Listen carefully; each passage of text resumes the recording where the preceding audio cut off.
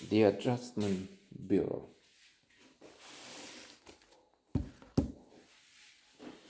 Emily Blunt as Elise, Matt Damon as David. And an interesting idea there, flawed of course, but you have guardians of the destiny, you have people that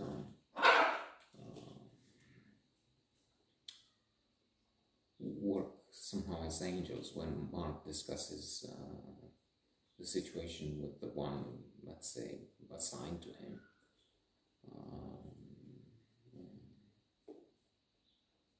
I stop because I'm thinking of It's a Wonderful Life, James Stewart, when he's such a wonderful man in his small town, and there's some incident, and he's depressed, he's suicidal. It's Christmas, and or near Christmas, and he's about to plunge into the lake and die. Then his angel,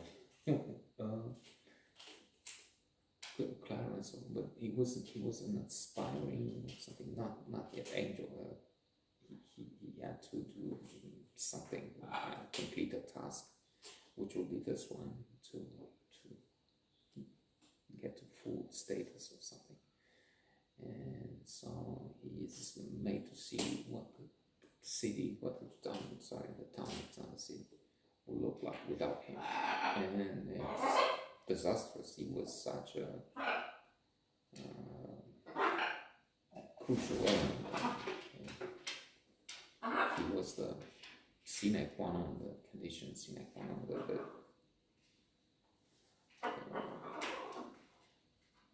the element that kept them together. But anyway, here we have those guardians or quasi angels interfering. There's a plan, and they have to make sure that things go according to plan. So, for instance, when David meets, they say the name is Rachel. Elise. Rachel is from another movie. Rachel was Meryl Streep in Heartburn, the previous note I posted. So they're not supposed to be together in this, according to this plan. Still, message could be that love conquers all. You can have grand design, the plan made by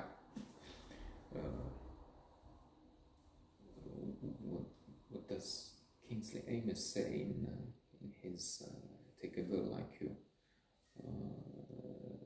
the great sculptor and painter, the man with a beard upstairs, with a white beard. So you can have this design, but then you have free will, and you have people like David and Elise that will just beat this whole system. Maybe it's not easy. It's not just this angel attached to David that will interfere. Indeed, the one closer to David is sympathetic, gives information and would help him rather, I'd say. But then the hierarchy interferes and comes in, and there are more forces mobilized trying to stop them from being together. So, for instance, when they're supposed to meet, at one stage, he is to wait for her at the dance classes she has, but then this machine, this mythical apparatus steps in to change the location, so that there's no way, because of this, at the beginning, and and then further on, he knows only her first name. How do you find a woman knowing just her first name in a city of millions? And he's a candidate, loses his first attempt. He is so honest about what's going on.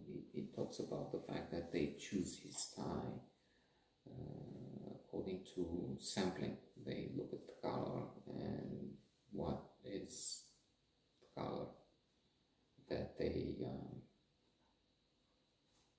identify as